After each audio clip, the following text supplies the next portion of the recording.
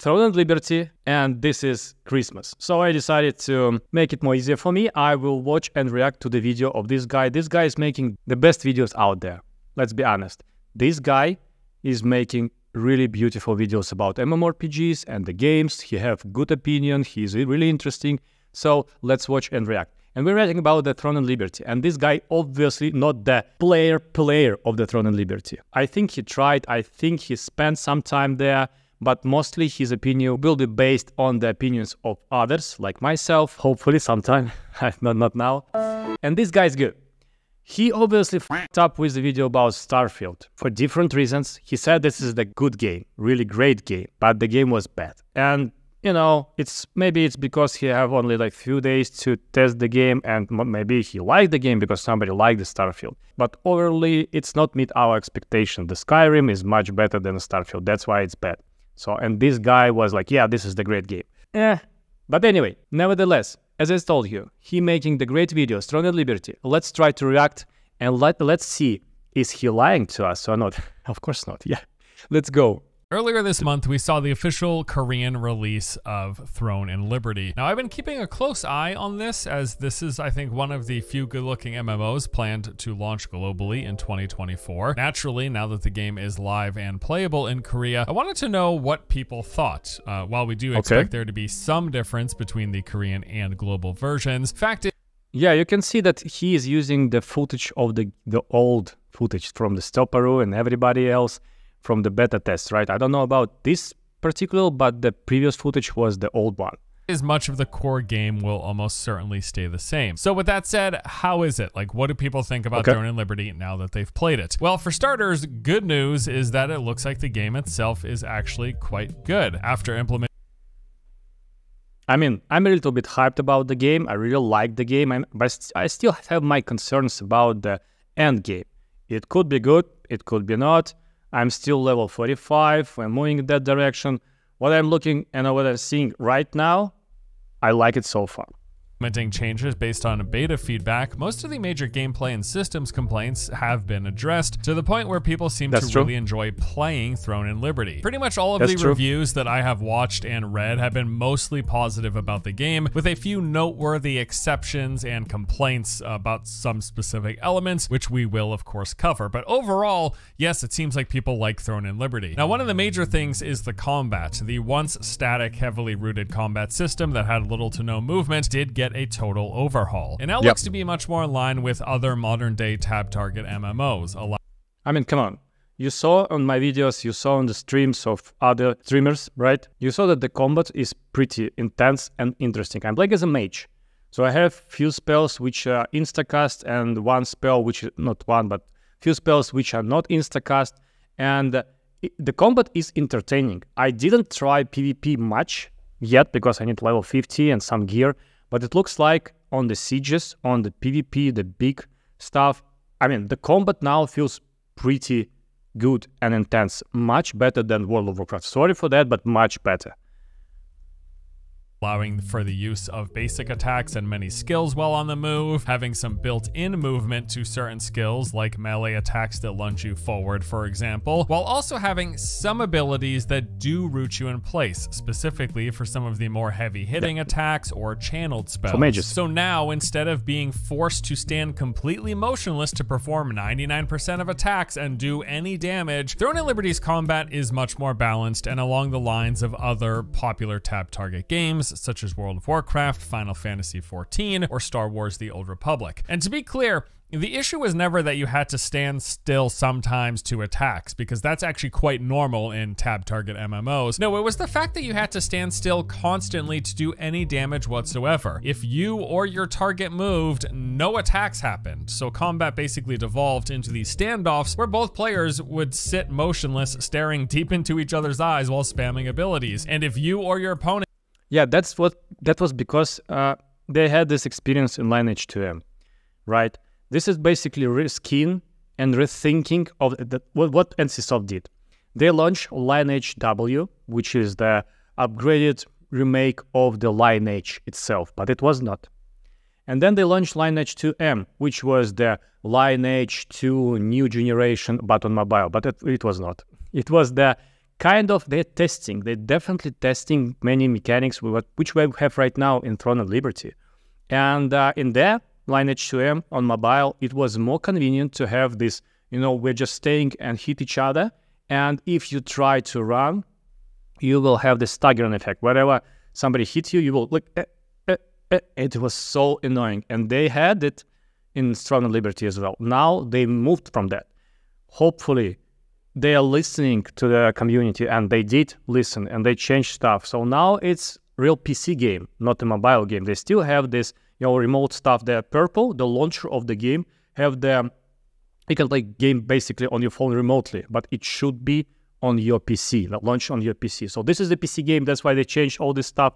Now the combat definitely feels better. It didn't want to fight anymore, you just had to turn around and walk away. And for melee classes, that meant having to chase them until they decided to stop moving, because while they were moving, you were not doing any damage ever. So if they just kept walking away, you couldn't do anything. You would just keep chasing them until they stood still. And if they didn't stand still, oh well, too bad. But yes, now with these changes in place, there is much more balance to the combat. You can basic attack. What is happening? Please subscribe to my channel. My beloved community, please subscribe to my channel. My internet is not working. I need to pay my bills for the internet. Please subscribe. I love you guys. Subscribe and like, and let's continue with this video. I hope, everything is fine now. Let's go. While running, cast many of your abilities on the move, and even gain ground with certain abilities that act as gap closers. So yeah, it is now much more like what you are probably familiar with if you have played basically any of the popular tab target MMOs over these past like 20 or so years. Sense. On top of that though, they do have some other things like this reactive block system where certain enemy attacks will cause a purple indicator to appear with a shrinking circle, and if you time your block input correctly, you get what's called a perfect block. And they've also added this action cam, which removes your cursor and causes mouse movement to swing both the character and camera in sync. This is basically added and ideal for playing with a controller, which makes a lot of sense as this game will be launching on consoles as well as PC. And with these changes, player feedback. I mean, the action camera, it's not worse for the PC. I tried it. This game is not for that. Maybe with the controllers on the consoles, it makes sense. For the PC, definitely not. And regarding the blocks, it's mostly we're using that only on the bosses. And when you have a perfect, sometimes you can even, repel the spell and throw it back to the boss. I don't know, because of the ping, because we're playing on the VPNs, on career, right? But in combat, in real combat, in PvP, it's kind of difficult to block stuff. But some sweats can do that, maybe. Let's see. Feedback that I've seen has basically been overwhelmingly positive. Every single review that I've watched so far has said it feels much, much better. Now, obviously, if you prefer action combat a la what is seen in Black Desert or Terra, well, you're gonna be out of luck because that's not what this is. But if you enjoy the combat systems of World of Warcraft or Final Fantasy XIV or ArcAge, Throne in Liberty should now be much more up your alley. That's better because BDO, I mean, this is the nice visual game, super super sexy looks game, and the combat system is action combat. But did you try the PvP in BDO? It's clunky. You will hate me if you like the BDO, but this is clunky, right? And because of this is the action and you need the latency and everything. Here you have a tab targeting system. So whatever you do and the spell is flying to your target, it's a fake. It will land. Nevertheless, you're moving or you're not moving, only some spells will not, but in that case, latency is not so important for the game. And for the big sieges and PvPs, as I told you before many times, tab targeting system better. Said, I have heard that things start off pretty slow for the first like 15 or 20 levels, but then pick up with time as you progress and get access to new skills. MMOs. That's not right. That's not correct, definitely. Like, the game itself, I even complain about that a little bit. The game itself, you started super fast. You do this, how we call it, tutorial island, the Wisps Island, I think. It's like 15 minutes of your time, maybe 20. And then you start play. Right away, you start playing. You have 2, 3, 4 skills maybe only.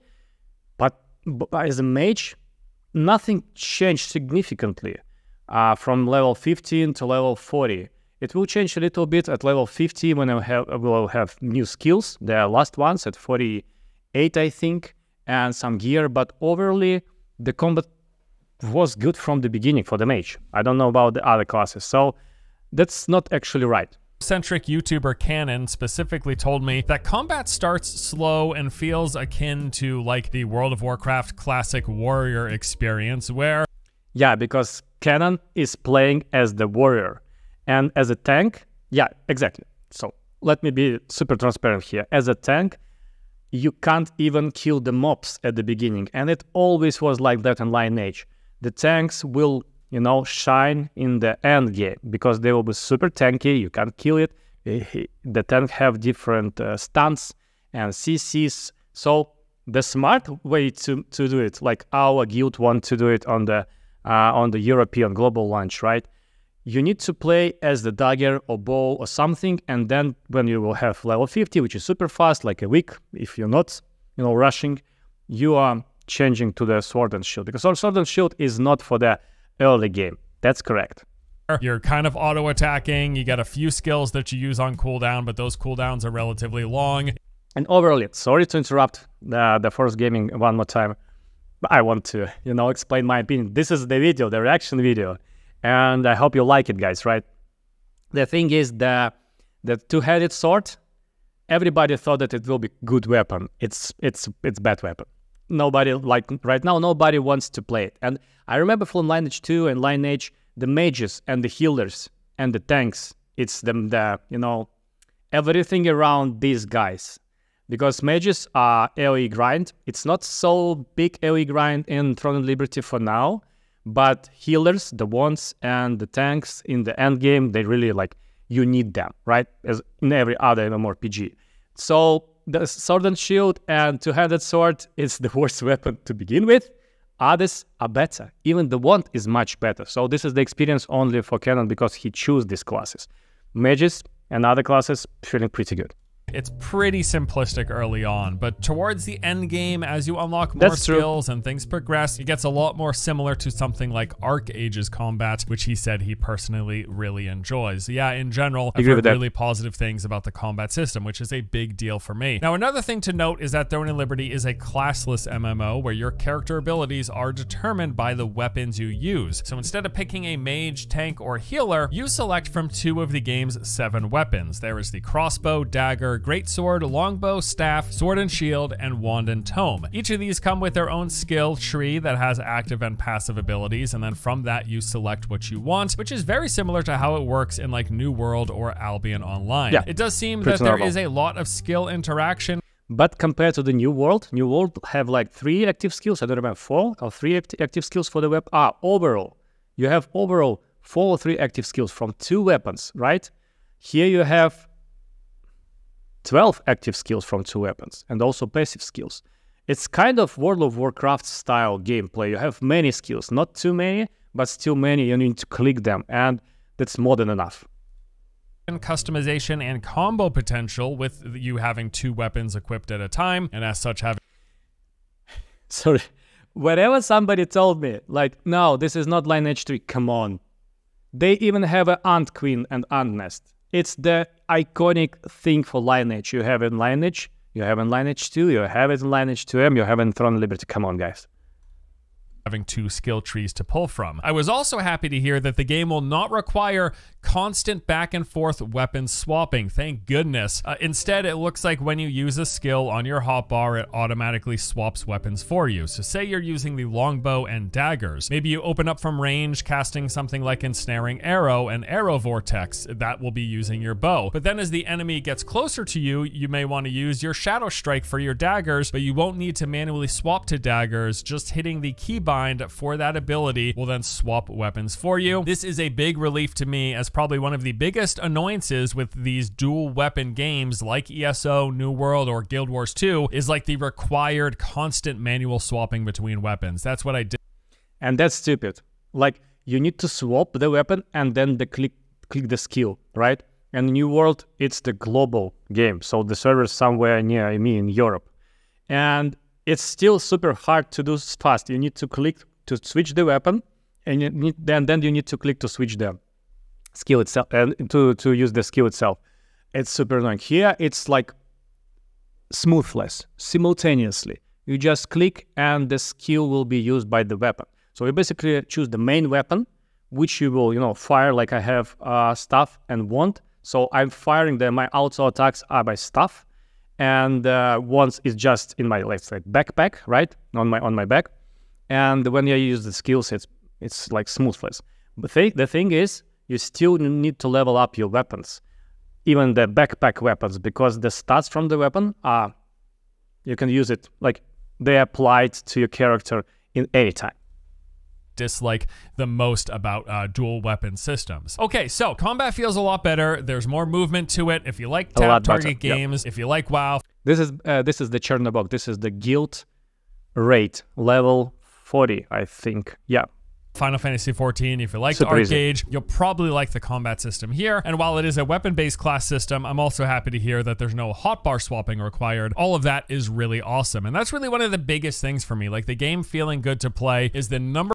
The only thing that I lack right now, you have two weapons, right? And you need to have this active skills and passive skills. Whenever you change the weapon, like I want to try staff and daggers, so I change the wand to daggers, and I need to change the skills, and I don't have a presets. I hope they will do the presets because it's a little bit annoying, but that's fine. Number one priority as to whether or not I'm going to want to play a game long term. A very close second to that in terms of importance is actually the content. Like, what things are there to do, see, and experience in the game. As for Throne of Liberty, what do they got, and is it any good? Well, it does appear like they have managed to deliver a traditional open world theme park MMO. Much of what you expect with this sort of game is going to be here, with a few noteworthy elements. The game's open world has been one of the most praised elements outside of the combat that I have seen in every review. It is massive, seamless, has no loading screens, instant teleportation, even going from character creator to playing is almost instantaneous. And while you're playing the game, there are tons of players. I have seen gameplay clips that easily have 100 plus players all in a small confined area.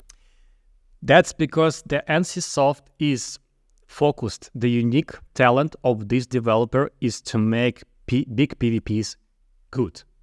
It's not like, I don't know, in Tesso, right? You have this huge battlegrounds where you try to find the battle, or you have battlegrounds in World of Warcraft where everybody is trying to grind for the items and gear.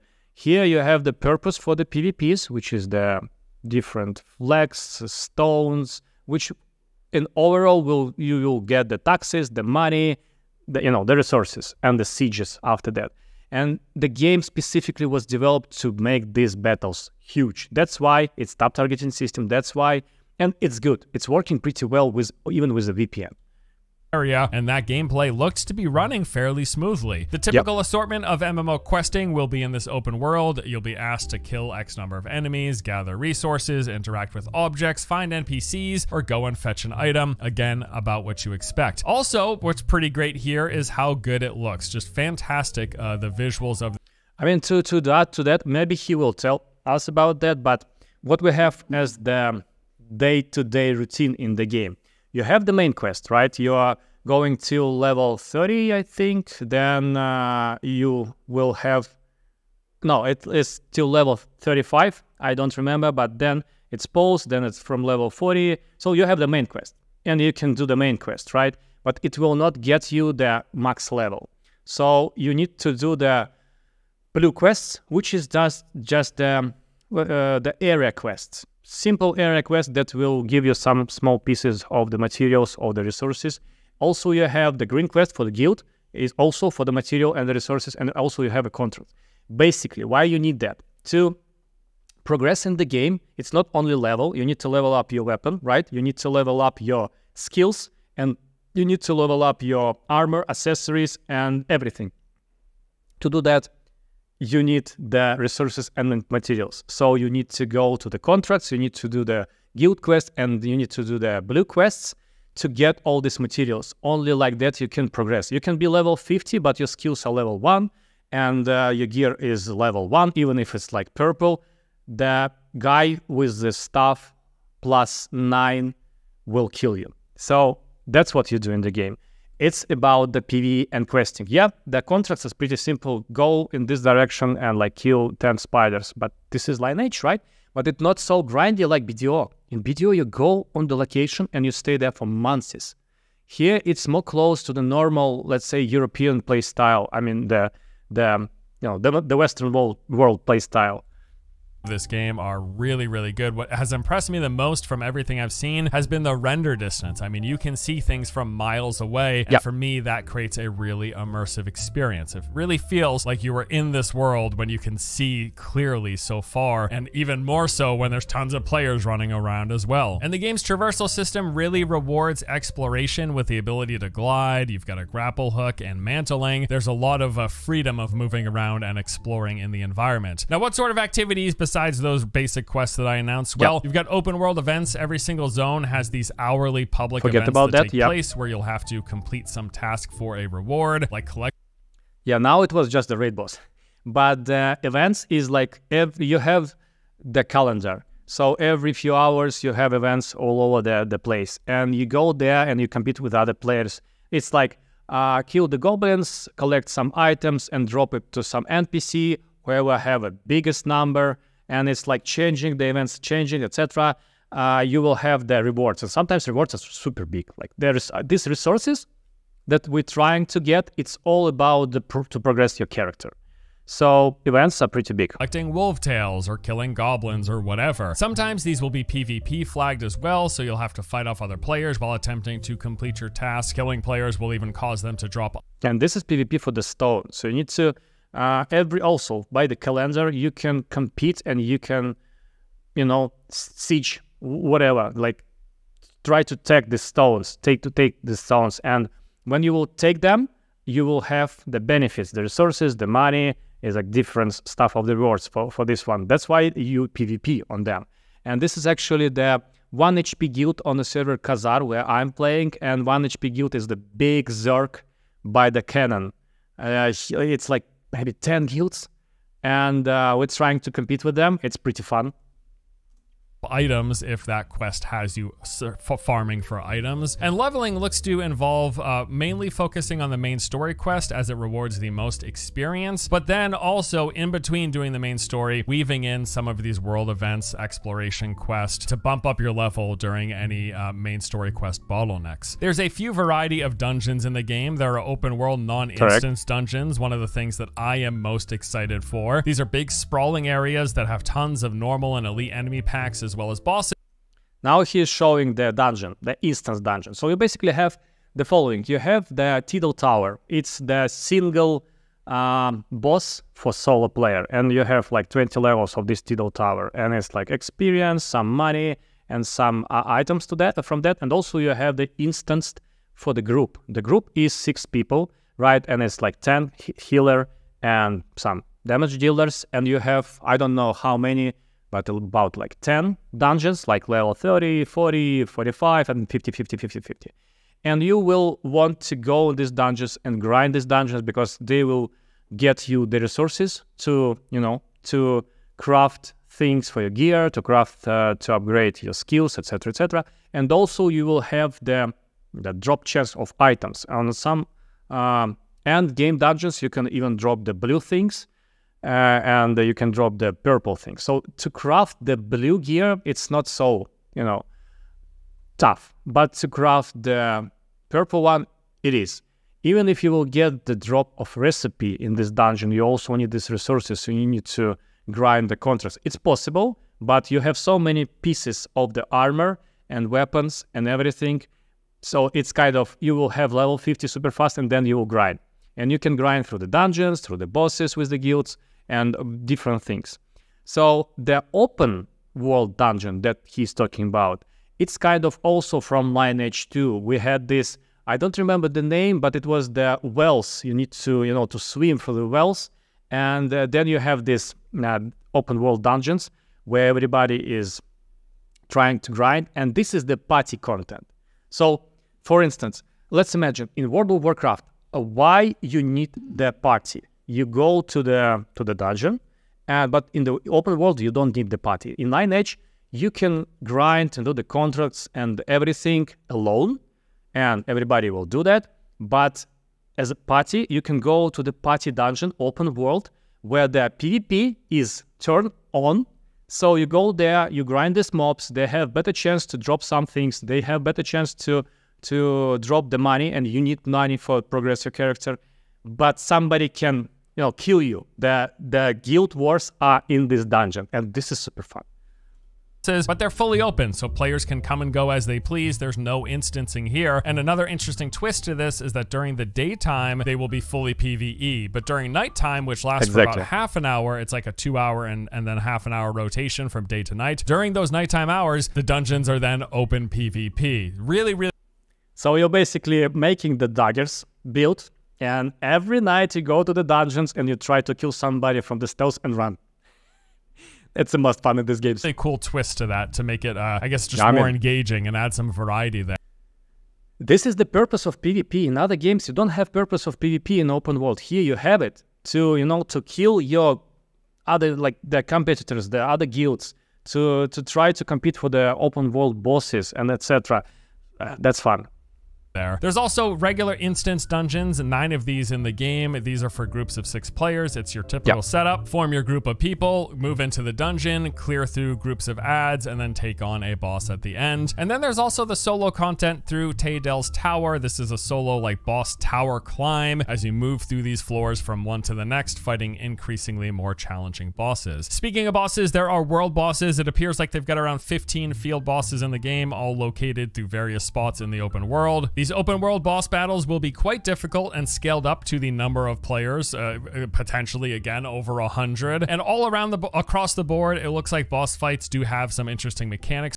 This is basically the instance guild raid boss right now. Previous one was the open world, and the open world bosses could be peaceful and conflicts. Peaceful, like everybody is like throwing all the skills to the boss, and whoever make the biggest damage and other parameters, they will get the loot. But if it's the conflict open world boss, it will be PvP.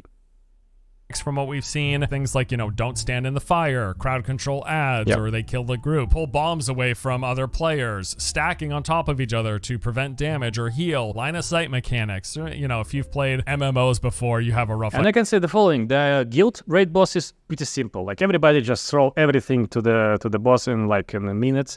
It will be dead. It's not super hard because right now we have level 14 of the guild, and this boss is level 40. So we are kind of in average higher, and it's super simple. But for instance, for the instance dungeons, even when I was level 40 and we went to instance dungeon level 30, this chimera thing, it's pretty, hard to do all these mechanics and not to wipe, and we wipe few times every time. So some of the bosses are interesting. The raid bosses, the big ones, is just the damage, idea of what to expect from these boss fights, but I have heard there's some interesting boss fights with interesting mechanical variety. And then there is the open world PvP. PvP will be a big part of this game, but it is also up to your discretion whether or not you engage it. Any of the game's PvP will be clearly marked. There are timers that tell you when PvP events in the open world are going to be taking place. Like there will be certain zones that will fluctuate from being PvP flat. As I told you, some of the bosses are conflict and some of them are peace, and also for open world events. Some of them are peaceful, some of them are conflict. So you go as a party there and you kill everybody to collect as much as possible of these items to get the best results and rewards. And other guilds also can come there, and they will. And that's why it's PvP.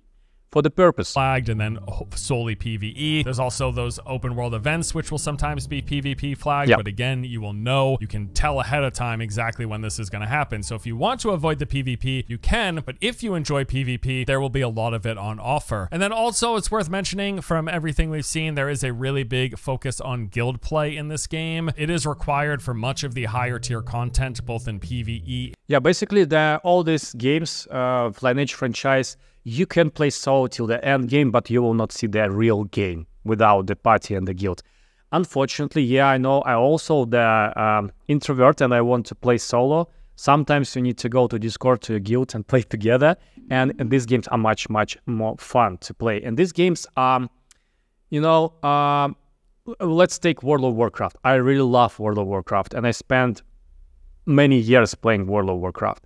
But you don't have this guild feeling like in Lineage, because in Lineage, in Throne and Liberty, you have to go together and know the people, because you will go to PvP, you will do some events together. It's not only dungeons and raids. you will have to be together. And that's why if the guild is not for you, the people are not right, you will not play this guild for a long time. You can play in 1 HP guild because it's canon and the leader of this guild and everybody was there.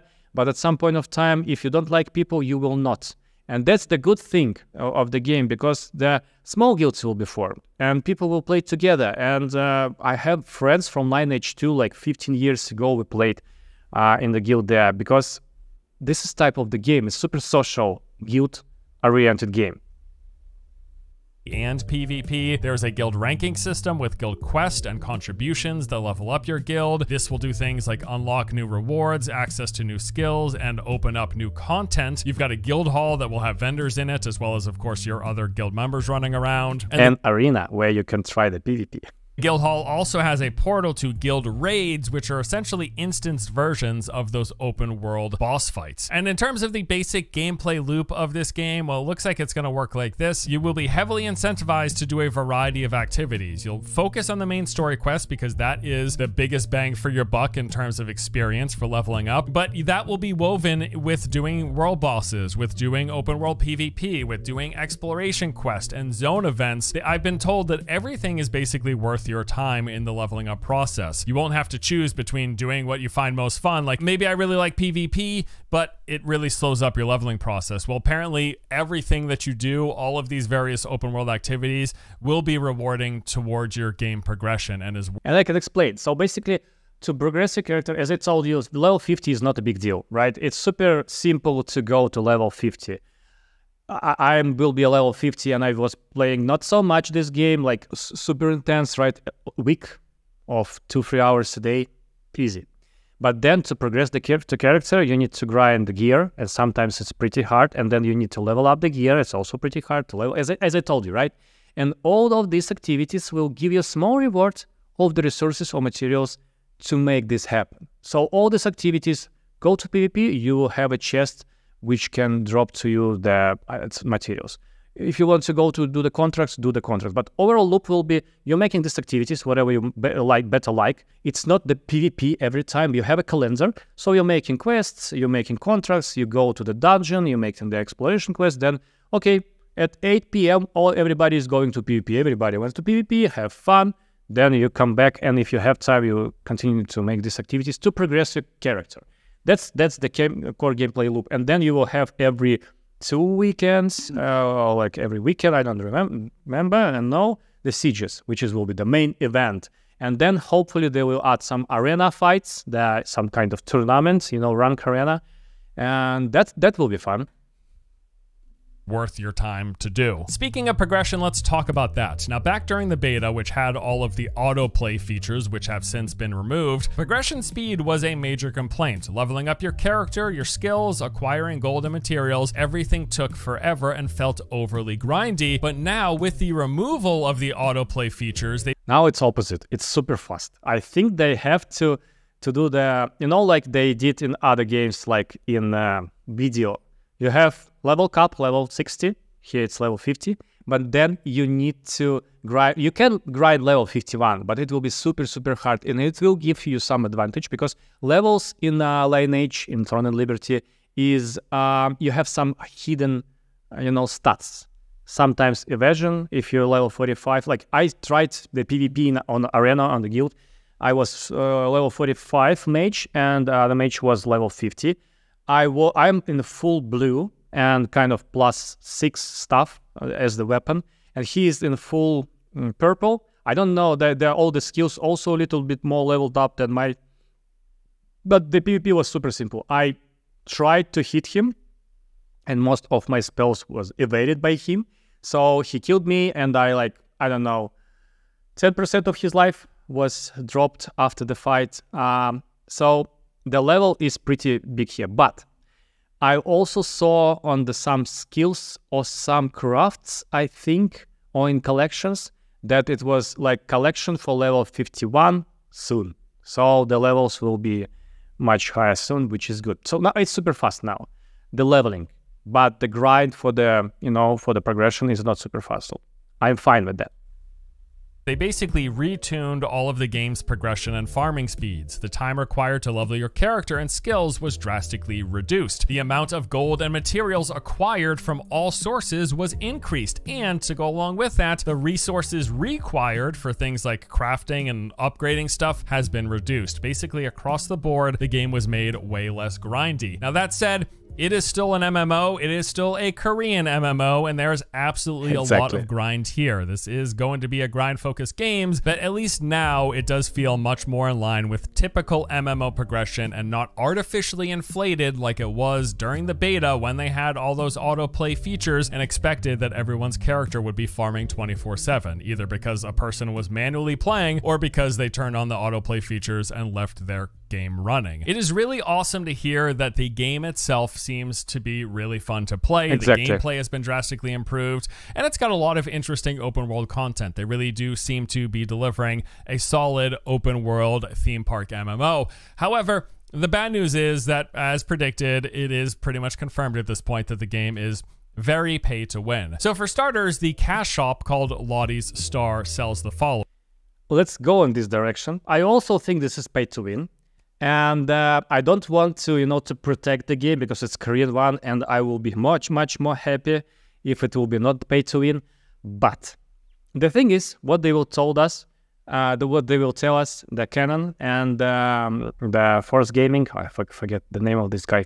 I need to know the name of this guy. He's a cool guy. So you have the marketplace where you can buy everything, everything that dropped in the open world.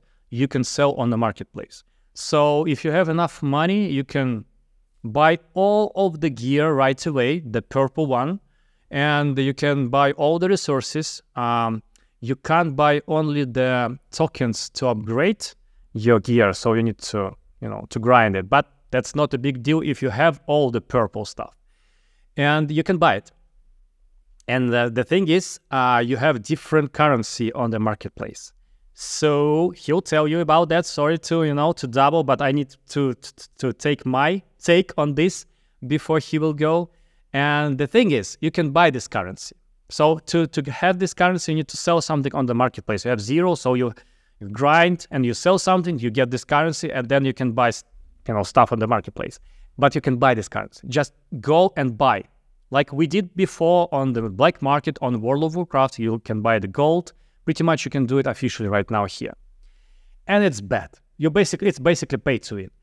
But let's take World of Warcraft. If you want to have a gold, you will go to the black market and you will have gold. Super easily, super cheap. And let's be honest, everybody did that, right? Also, now in World of Warcraft, you can buy officially the thing, like prepare yourself to the raids. So you can buy pre-beast set for the raiding right away by real money, by the dollars, officially, which is the big part of the game, the progression. And now you can just buy it, the level, you can buy the pre-beast stuff, and you can go to grind. And why is not pay to win? Because it's not so PvP, yeah, I agree with that. So here you can buy the stuff. But it's super, at the beginning to buy the blue stuff, it was 1,700 of the Lucent, which is the marketplace currency. And to buy this amount of Lucent from the official, it was 30, 40 bucks. It's huge. And the blue stuff is super simple to craft. So the prices will drop. And if some crazy Koreans have so much money, like the hundreds of dollars to buy everything and go to PvP, yeah, it's possible. And if they will do that, it will be not worth to PvP them. It will be much more harder. You can do everything the same if you have a good guild and you can grind, but it's pay to win. You know what? It's bad. But I kind of don't care about that because it will be not so many people who will do that. That's my answer. So it's kind of pay to win, but it's not the end of the game, hopefully. Let's see. I don't see it as a end of the game. So compared to other MMORPGs, even the Western ones, the World of Warcraft, it's kind of close. So I don't know. Let's see what he will tell us. Kyo, tell us. You can purchase the premium currency, which is known as Lucent, and with that currency, you can do things like purchase emotes for your character or cosmetics to look pretty, or you can purchase items that remove the experience loss on death. And turns out that if you get 20 of these deaths that have this kind of stacking debuff, you eventually get reduction to things like your movement speed, which is pretty awful. So trying to reduce this death penalty will be pretty important. But then probably the biggest, most glaring thing is the fact that the game's marketplace is essentially a real money auction house. Players who find good weapons and gear can post them on the marketplace, and then those items will be purchased by other players with Lucent, which is the premium cash shop currency. So any player can spend real money to get Lucent and then use that to purchase some of the most powerful items in the game for their character, which is about as direct pay for power as it gets. Now, with that said, you can only buy the base level versions of this gear, and will still have to enhance it through the gear's leveling system to get the most powerful version of gear in the game. And that enhancing process requires a lot of materials that can only really be gathered by actually playing. I was basically told that the pay to win is pretty similar to Lost Ark, where Lucent is the premium currency that acts more like Lost Ark's gold, while Solent, which is the gold in this game, acts more like Lost Ark's silver. And it does seem like that in-game earned currency and not the premium currency will be the biggest bottleneck for player power at the moment, at least. But besides that, the fact is free-to-play players can technically farm for the premium currency by finding items that they sell in the marketplace that other people purchase with the premium currency. So not finding, but grinding. And it's pretty hard to grind these items. If you will just drop the, the gray, the green, even the blue, it will be not so many of the Lucents to get from the marketplace. But you also can craft, and some of the craft could be super successful, so you can also sell it on the marketplace. So it's doable. It's hard, but it's doable, right?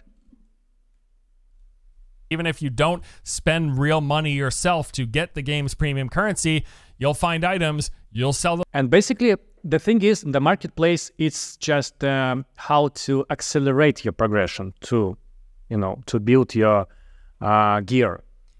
But you can play the game and you can grind everything and craft everything, including the purple ones, not super hard. You just need to take some time without any marketplace activities at all. So zero. You just grind with your guild, you just grind the dungeons, you craft some of the items, and that's all. You don't need anything from the marketplace, like zero activities on the marketplace. But to buy it just right away from marketplace is much simpler and faster. But the thing is, it's also much stupid because it's so much money. Now to get all the purple gear from the marketplace, you will need like, I don't know, 100,000 of Lucents, which is, this is like $10K, maybe more. I don't know. It's like just stupid. Those items that people will. But if you will have somebody with this money, he will, buy everything and he will make the tank. The whole guild will not kill this tank if he will have all the purple +9 right now at this moment while we're in the blue. So buy with premium currency, which then gives you that premium currency. A lot of MMOs have done this before with these sort of systems where there's a premium currency that the free-to-play players can still readily acquire by selling to the people who are doing the swiping. One of those situations, again, of exchanging time for money. That's pretty much what they're presenting here. Now, I do want to add here as one final note when it comes. You can see this Murkai Corrupt Sword, 50,000 of Lucents. In real money, right now, officially, it's so high price, nobody will ever buy it. So the monetization that, as mentioned, I watched a few different reviews, and Cannons in particular, when he was addressing the game's monetization and sort of the pay-to-win elements of it, he did note that playing in his fully free-to-play guild, where they're not doing any swiping, they're not buying items in the marketplace by spending real cash, they have still managed to be the top guild on. Yeah, exactly. That's what I told you. But they're the top guild because they are Zerg. It's like 10 guilds. And even Koreans can compete with that. But you can do that. Now, when the sieges will start, most likely what they will do, remember my words, most likely what they will do, they will introduce the castle, right? And we will compete to the castle, and the different alliances will form. So people will help and, betray each other, which will be super interesting. And then, in some point of time, they will introduce the cross-server sieges, where the biggest guilds from the different servers will compete to the, you know, to the castle siege, which will be super interesting. And you can, if you're a small guild, you can go to the other big guild from the other server to you know, to help them to kill the guild on your server, which is Zerg like 1 HP, and that is super interesting.